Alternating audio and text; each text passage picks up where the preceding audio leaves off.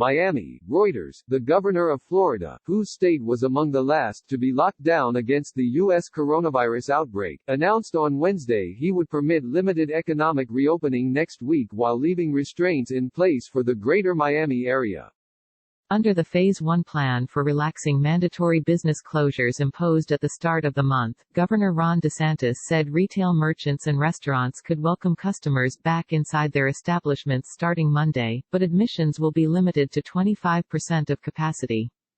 Eateries may also reopen outdoor seating with appropriate social distancing, and medical practices can resume elective surgeries and procedures, DeSantis, the Republican governor of a key electoral swing state, said at a news conference.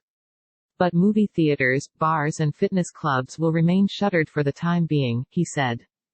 The governor's plan also leaves existing restrictions in place for all commercial establishments in the densely populated South Florida metropolitan region consisting of Miami-Dade, Broward and Palm Beach counties.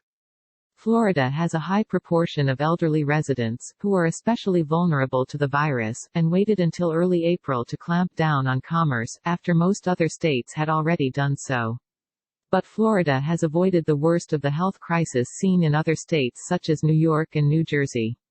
Still, Florida becomes the most populous of about a dozen states forging ahead with economic reopenings despite a lack of wide-scale virus testing and the means to trace close contacts of newly infected individuals, as recommended by White House guidelines on April 16. Part of our strategy in Phase 1 is to expand testing, DeSantis said, adding that Florida would increase walk-up virus screening sites to 11 throughout the state. We want to be able to spot trends in the underserved communities. With millions of Americans out of jobs since stay-at-home orders were imposed across the country, pressure has been mounting on governors to ease restrictions.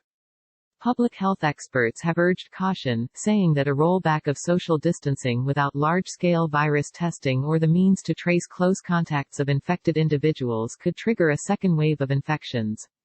U.S. deaths from the novel coronavirus topped 60,000 on Wednesday, and the outbreak will soon be deadlier than any flu season since 1967, according to a Reuters tally.